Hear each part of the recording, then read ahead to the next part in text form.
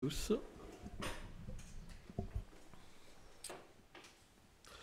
Om Namo Bhagavate Vasudevaya. Om Namo Bhagavate Vasudevaya. Om Namo Bhagavate Vasudevaya. Om Namo Bhagavate Vasudevaya. Om Namo Bhagavate Vasudevaya. Om Namo Bhagavate Vasudevaya. Ayam Param Dharmam Sandharmam Stamnupam Shashutunyam Yatap Shastram Anam Pajum Patam Niham. Donc nous allons...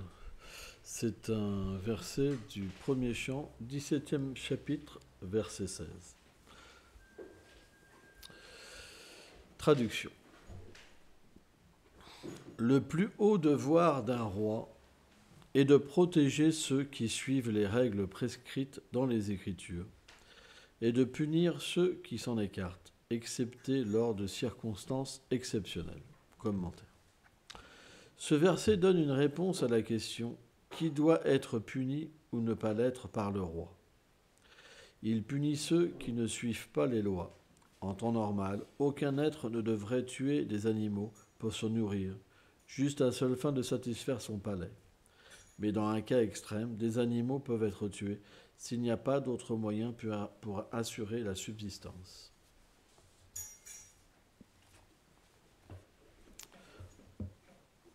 Oma Ganati Milandasya Ganam Janam Shalakaya Shakshur Mitam Jainam Taisme Shigulavenama Namaum Vishnu Padaya Krishna Prestaya Bhutale Shrimate Bhakti Vedanta Swamin Iti Namine Namaste Sarasvati Deve Gauravani Pracharine Nilveshesha Sunyavadi Prachachade Shatarine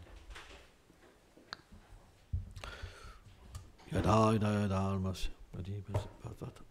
Krishna, dans la Bhagavad Gita, il dit qu'il vient en fait dans ce monde, yada yada, âge après âge, pour accomplir différentes choses, comme donner le dharma et détruire les devoirs, la religiosité, et détruire l'irreligiosité.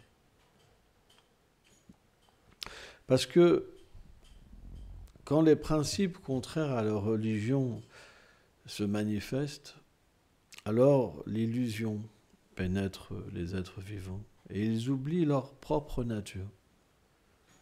Quand on oublie qu'on est l'âme et qu'on est différent du corps, à ce moment-là, tous nos problèmes viennent. Parce qu'on essaye de donner satisfaction au corps, alors qu'il dépérit à chaque instant.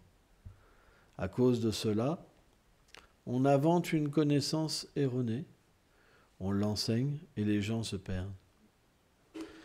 Or, dans le monde matériel, il existe une loi qu'on appelle la loi du karma. Et donc, lorsqu'on véhicule l'ignorance, à ce moment-là, ça nous entraîne de plus en plus dans l'ignorance. C'est pourquoi, dans les temps védiques, un point était mis particulièrement dans le fait d'enseigner la connaissance. Parce que c'est la connaissance qui nous permet d'être dans l'ignorance ou de voir la vérité. C'est pourquoi le Seigneur Rishabhadev explique dans le 5e chant du Bhagavatam qu'à moins qu'un maître spirituel, un père, un enseignant, un roi ne peut libérer les êtres, il ne devrait pas prendre cette position. Parce qu'à ce moment-là, il serait responsable de tout ce qu'il fait, ce que les autres vont faire, vous comprenez ? Parce que finalement, quand vous enseignez une connaissance qui est fausse, qu'est-ce que font les élèves ? Eh bien après, ils vont penser qu'à travers cette connaissance, ils vont pouvoir finalement atteindre le bonheur. Mais en fait, c'est faux. La connaissance matérielle ne permet jamais d'obtenir le bonheur, mais simplement la souffrance. La preuve, c'est que pour un matérialiste, tout se finit avec la mort. Et avec la mort, qu'est-ce que vous perdez? Vous perdez tout. Donc la finalité de la connaissance matérielle, c'est que vous perdez tout. Alors que la connaissance spirituelle est complètement différente. Lorsque vous enseignez la connaissance spirituelle, vous vous connectez au Seigneur suprême, parce que la connaissance sur le Seigneur et lui-même ne sont pas différents. C'est comme son nom. Tout ce qui touche au Seigneur suprême est absolu. Donc, quand vous enseignez sur le Seigneur se révèle à vous et se révèle aussi à ceux que vous enseignez. C'est pourquoi cette connaissance, elle est parfaite, parce qu'elle nous permet de réaliser qui nous sommes. Quand nous réalisons qui nous sommes, à ce moment-là, toutes les choses qui viennent à nous matériellement n'ont pas d'importance, que ce soit la joie, que ce soit la souffrance. On devient simplement situé en nous-mêmes. C'est pourquoi on peut être heureux en étant pauvre. On peut être heureux en se faisant critiquer. On peut être heureux même si tous les gens nous manquent de respect. Parce que cette vérité, elle ne peut être vue que par nous-mêmes ou par ceux qui sont qualifiés, et elle ne peut pas être touchée par les autres. Et c'est ça qui est très important. C'est pourquoi, par exemple, les gens, quand il y a eu, par exemple, le Covid, les gens étant enfermés chez eux, ils souffraient.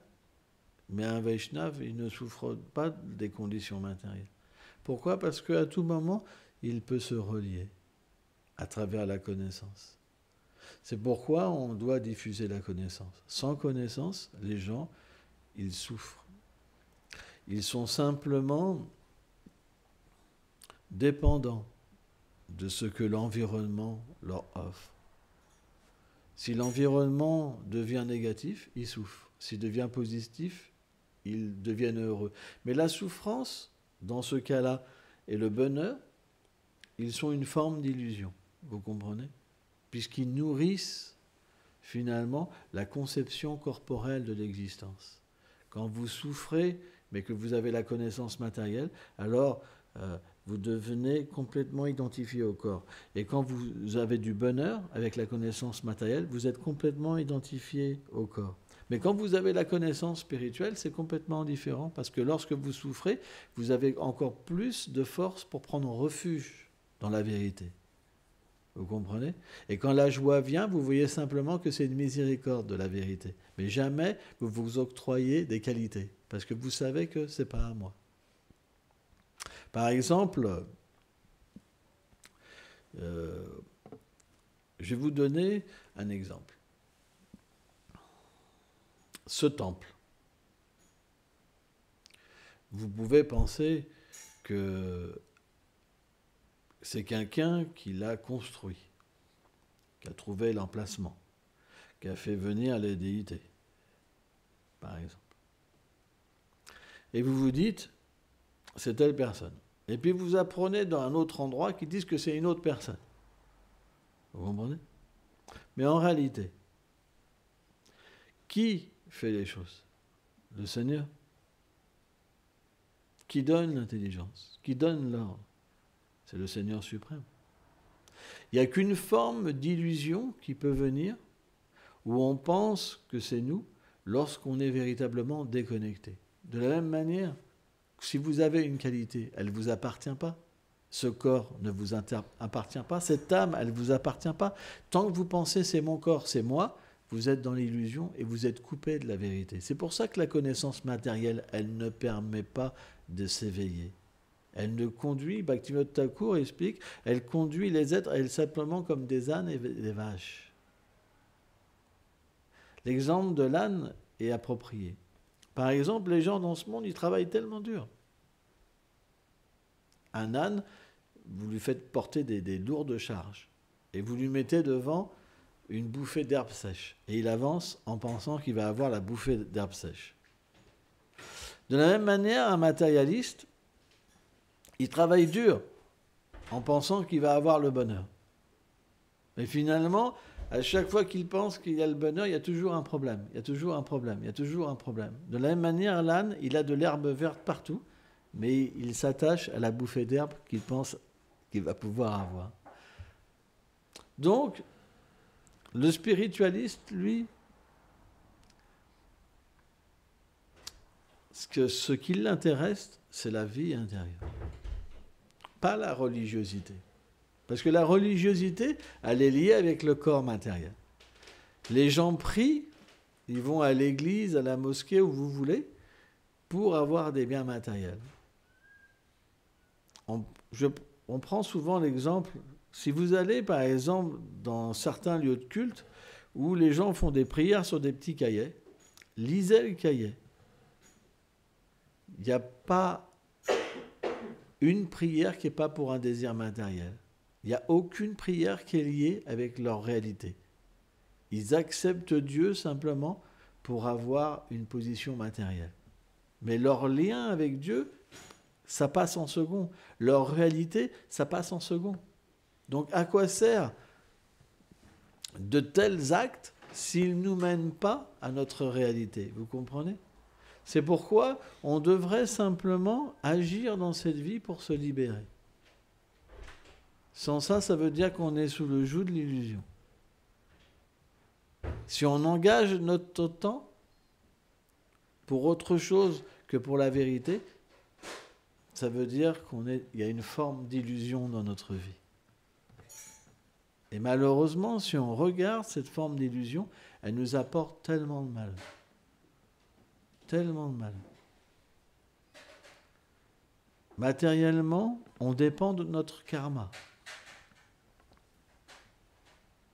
Quelqu'un qui doit être pauvre, il sera pauvre. Quelqu'un qui doit être riche, il sera riche.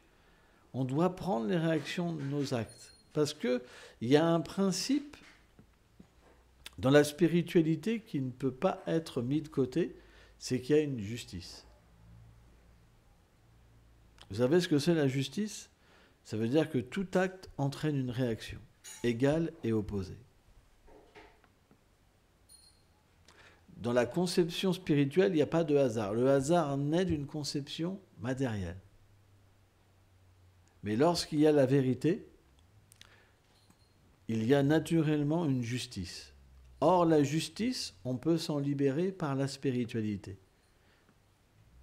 En fait, dès qu'on s'abandonne au Seigneur suprême, on arrête de prendre les réactions de nos actes. Et ce que l'on prend comme réaction, c'est simplement une purification pour nous permettre de nous abandonner. Srila Vishwanath Chakravarti Thakur explique ça dans le Madhurya Kadambini. Il dit, celui qui est arrivé au niveau de Madhyama Adhikari, c'est le Seigneur lui-même qui lui donne les tests pour se purifier. Parce que sans test, on ne peut pas prouver au Seigneur notre amour pour lui. Il ne peut pas devenir endetté. Or, quand Krishna devient endetté, à un moment, il se donne. C'est comme ça qu'on obtient le Seigneur suprême. Le tout, c'est pas de faire ça. Le tout, c'est de comprendre de quelle manière j'utilise ma vie. Par exemple, je lisais dans le Chaitanya Mangal, quand Chaitanya Mahaprabhu, avant de prendre sannyas, il a rencontré sa mère. Bon, il vivait chez sa mère, c'est une façon de parler. Il vivait chez Mère Sachi. Et donc Mère Sachi est devenue très malheureuse en apprenant que son fils allait renoncer. Et le Seigneur lui a dit, mais quel est le but de la vie? Tous les gens errent dans l'illusion, attachés à la famille, attachés au corps. Ils gâchent simplement leur existence, leur forme humaine qui est très rarement obtenue. Dans les 14 systèmes planétaires, elle est très rare à obtenir. Et c'est la forme qui permet le plus de se libérer que toute autre forme, même des demi-dieux. Et il lui a expliqué, en fait, je ne suis pas ton fils, tu n'es pas ma mère. Le véritable père, mère, fils, il est Krishna. Parce que Krishna est toute chose. C'est lui simplement qui donne la satisfaction. Personne ne peut donner la satisfaction que Krishna. Par exemple, vous pouvez essayer avec un homme, avec une femme. Combien de satisfaction vous pouvez tirer? Pas grand-chose. Beaucoup de malheur.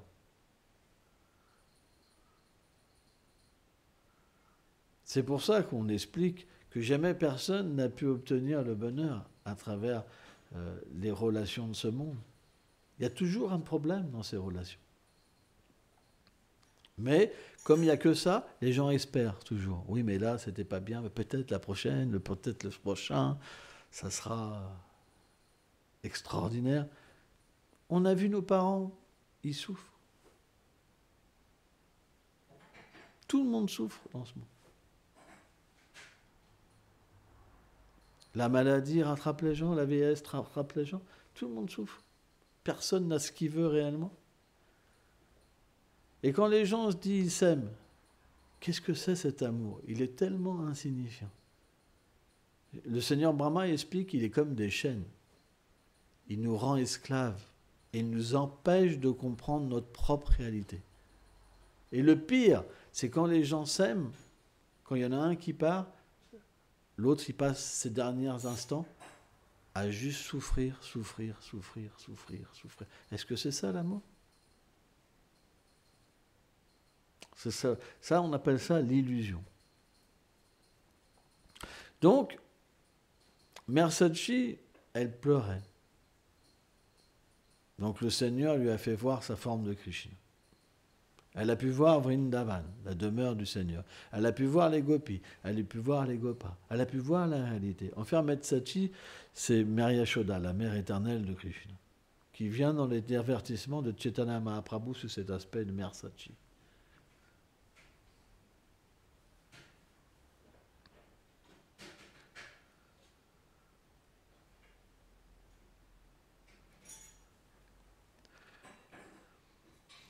Le point, c'est de comprendre qu'on n'est pas le corps, c'est quelque chose de très important. Quand vous comprenez que vous devrez abandonner ce corps, et quand quelqu'un dit « il est parti », que vous comprenez que c'est l'âme qui s'en va, alors vous pouvez commencer votre vie spirituelle. Avant, ce n'est pas possible. Vous allez faire des choses simplement pour l'illusion. Juste essayer de combler un manque. Est-ce que la vie, ça doit être simplement pour combler des manques? Vous comprenez? C'est stupide. On peut être complètement satisfait en nous-mêmes tout le temps. Qu'il y a une bonne nourriture, pas de bonne nourriture, que les gens nous aiment, que les gens ne nous aiment pas. On peut véritablement être satisfait en nous-mêmes. Et cette satisfaction, elle vient naturellement d'un lien. Sans ça, tous les gens seraient autosatisfaits. L'âme, elle est infime. Elle est parfaite, mais elle est infime. Krishna explique ça. Qu'elle est parfaite. Parce qu'elle a une partie intégrante du Seigneur. Elle est faite à l'image du Seigneur, donc elle est parfaite. Ceux qui disent que l'âme est imparfaite, ils ne comprennent pas la nature de l'âme. C'est pour ça que Krishna, la première chose qu'il fait, c'est qu'il explique la nature de l'âme dans la Bhagavad Gita. Et il dit, elle est parfaite, elle est éternelle, non née. Elle ne peut jamais être tuée. Elle ne peut jamais tuer. Elle est antimatière.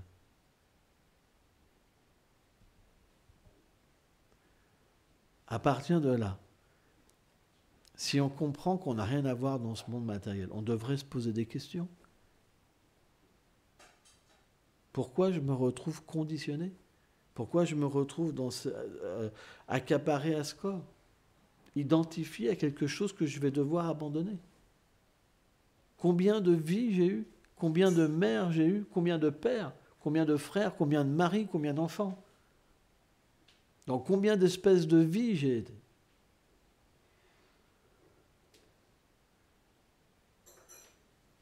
Mais qu'est-ce que c'est l'ignorance? L'ignorance, on prend l'exemple des moutons. Vous savez, il y a cet exemple. Les moutons, ils suivent les autres moutons. On ne peut pas, quand on est dans l'ignorance, on est obligé de faire comme les autres. On n'a pas le pouvoir d'aller à contre-courant. On a peur. Qu'est-ce que vont penser les autres de moi si je suis différent?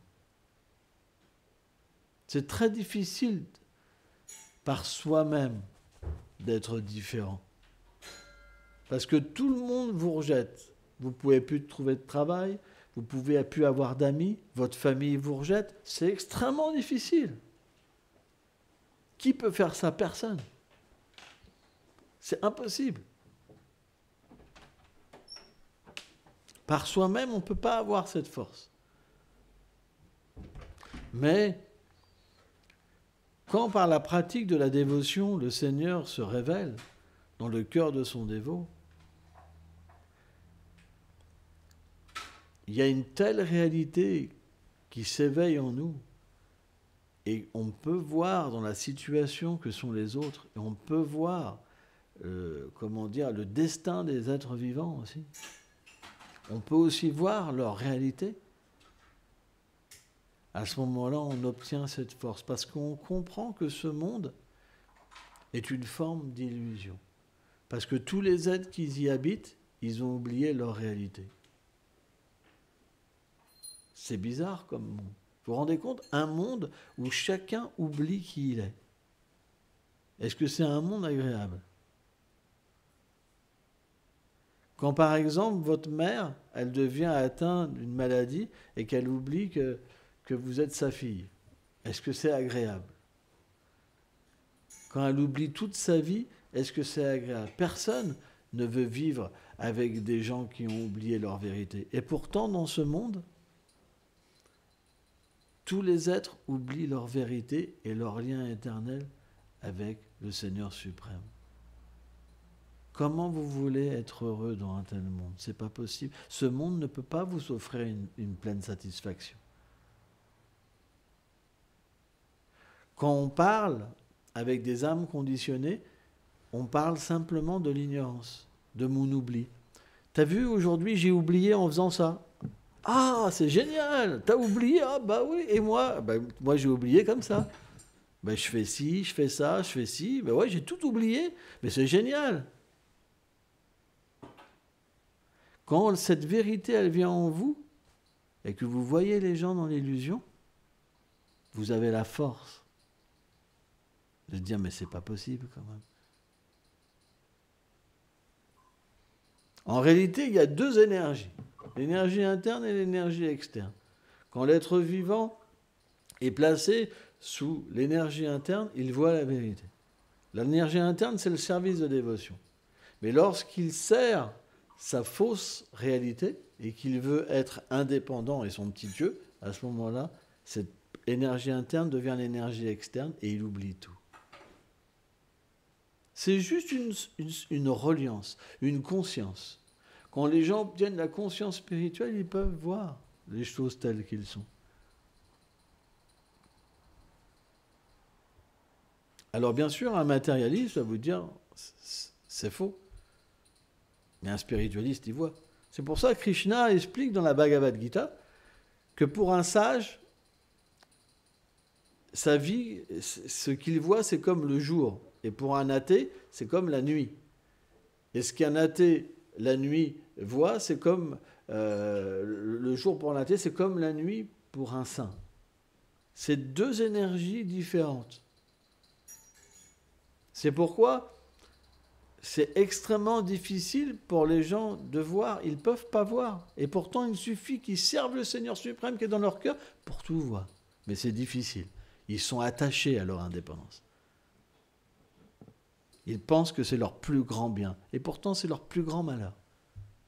Ils devront renaître encore.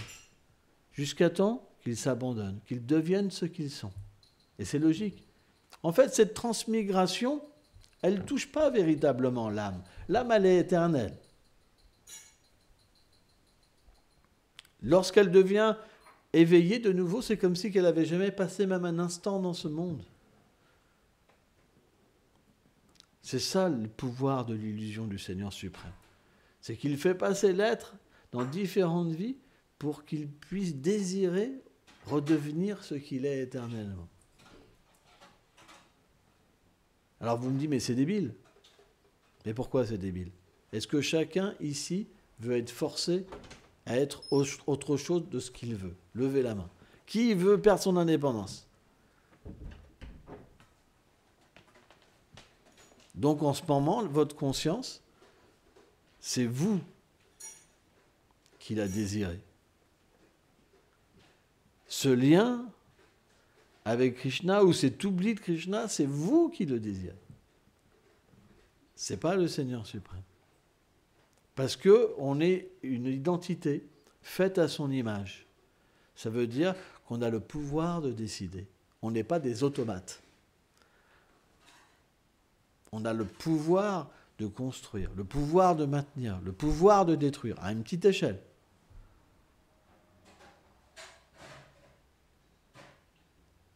C'est pourquoi on a besoin de différentes vies pour que notre conscience évolue. Ce qu'on fait dans une vie, en chantant les noms, en le servant, ça nous est donné dans une autre vie pour qu'on puisse augmenter notre conscience. Et c'est logique.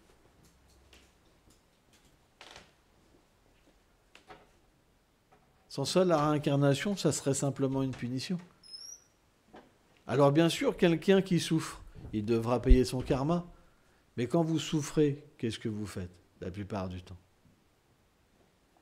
Vous essayez de chercher une sortie à cette souffrance. Alors bien sûr, il y a des êtres qui n'ont pas forcément la possibilité de prendre refuge dans le Seigneur parce qu'ils n'ont pas la conscience. Mais on ne devrait jamais oublier que le Seigneur est dans le cœur de tous les êtres. Et en cachette, ces gens-là, ils prient. Parce qu'on est l'âme. Ne pensez pas que quelqu'un ne prie jamais. Moi, par exemple, je me rappelle de mon propre exemple. Quand j'étais un voyou, ça m'est arrivé de prier. Parce que dans des moments où la mort vient, vous priez. Ne pensez pas que les gens ne prient pas. Dans une apparence, ils ont la haine. Mais quand ils sont complètement coincés, c'est le réflexe de l'âme de prier. Moi, je sais. J'étais vraiment un voyou. Un athée féroce. Et pourtant, ça m'est arrivé de prier et d'oublier juste après que j'avais prié. Mais quand vous priez, Krishna écoute. Il m'a prié, je vais l'aider maintenant. Alors ça peut être dans cette vie ou dans votre prochaine vie. Mais tout ce que vous lui adressez, avec une demande, il y a naturellement de la dévotion. Qu'elle soit pure ou mixée, il y a de la dévotion. Et cette dévotion, Krishna l'accepte pour vous permettre dans une prochaine vie d'aller plus loin, d'aller plus loin, d'aller plus loin, d'aller plus loin. Et un jour, alors, vous réaliserez qui vous êtes. Et vous retournerez à la demeure. Fini. Vous avez fait tout ce petit tour pour apprendre que finalement, l'indépendance, je préfère l'aiguiller autrement. Jésus a expliqué ça avec l'histoire du fils prodigue. C'est la même chose.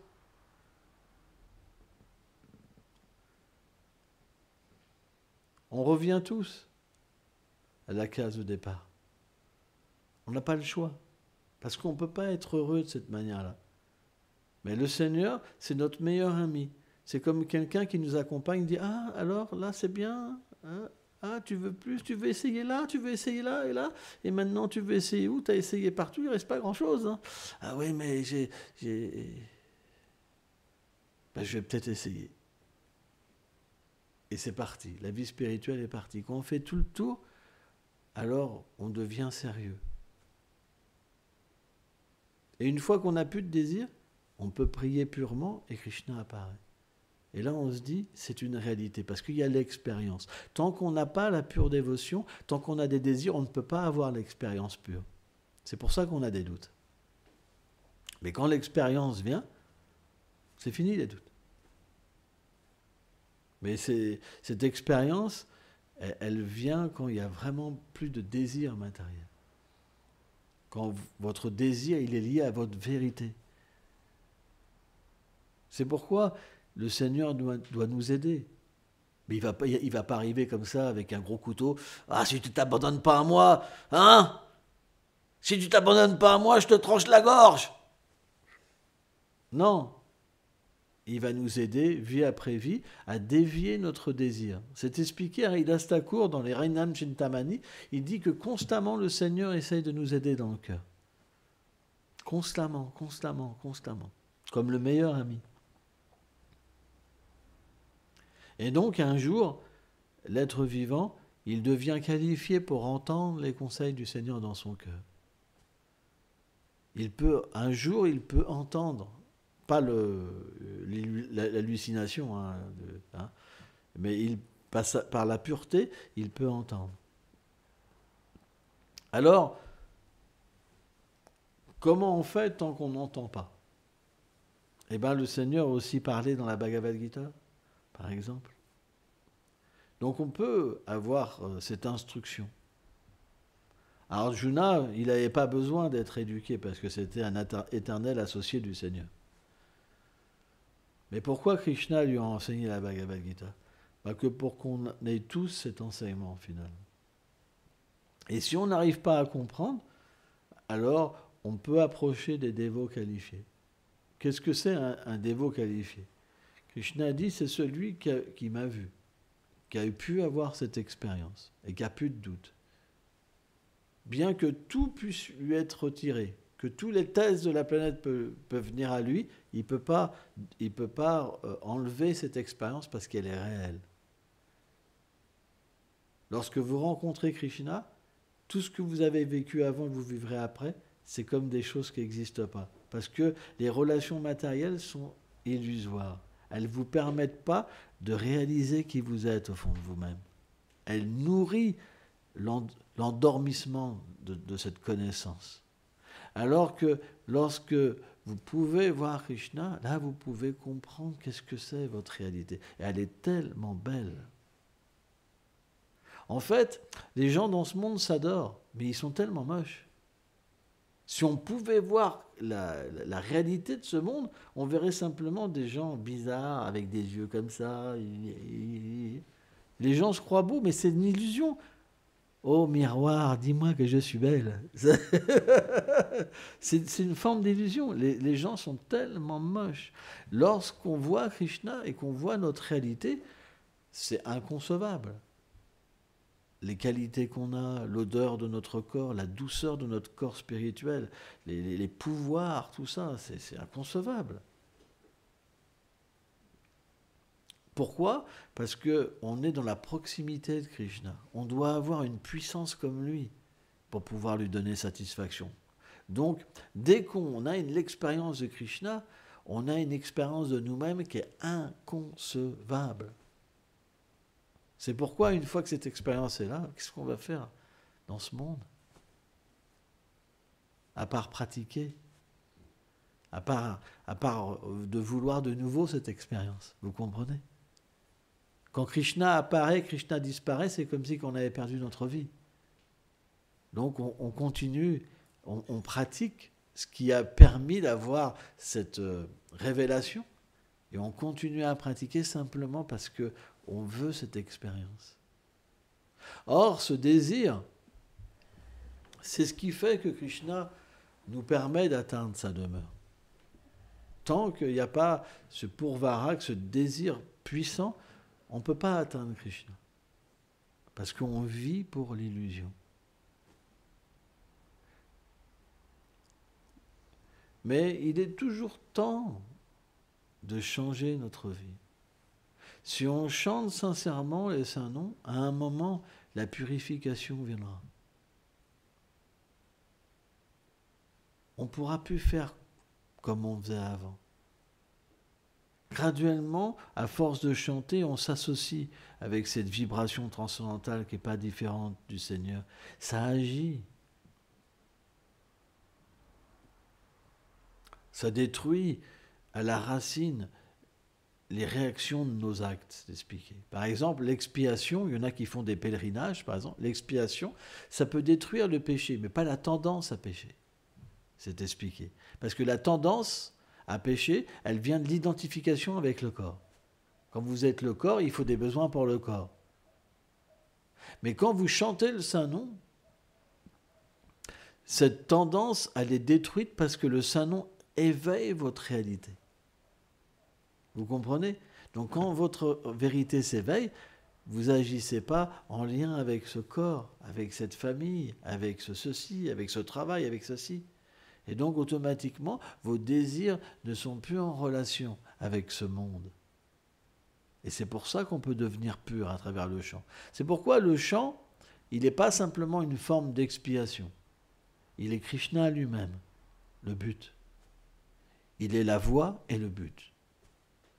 Alors que des formes d'expiation, par exemple, à travers des pèlerinages, etc., ça ne permet pas d'éveiller véritablement votre réalité.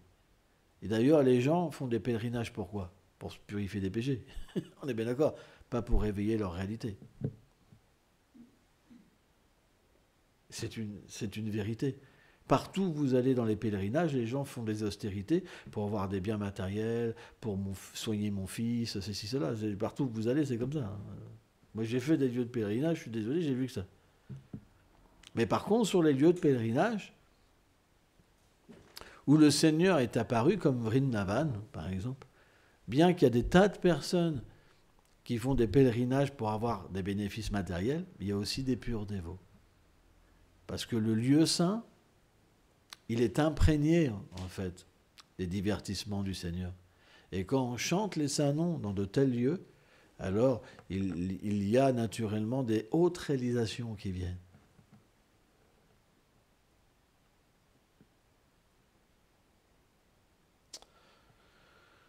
Ok. C'était quoi le sujet du verset déjà, que je fasse une boucle?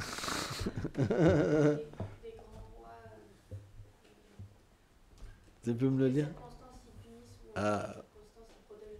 Ah ouais.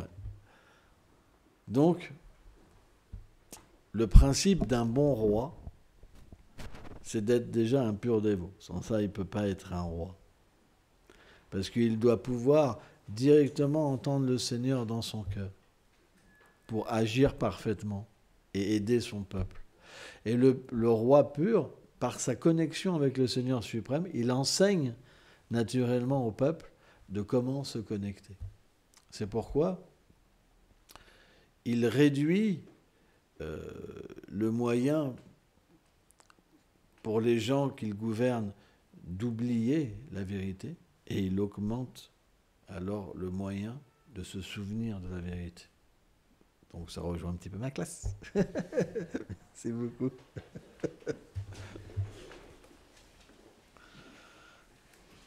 On souhaite la bienvenue à Nathalie. Donc elle est venue entre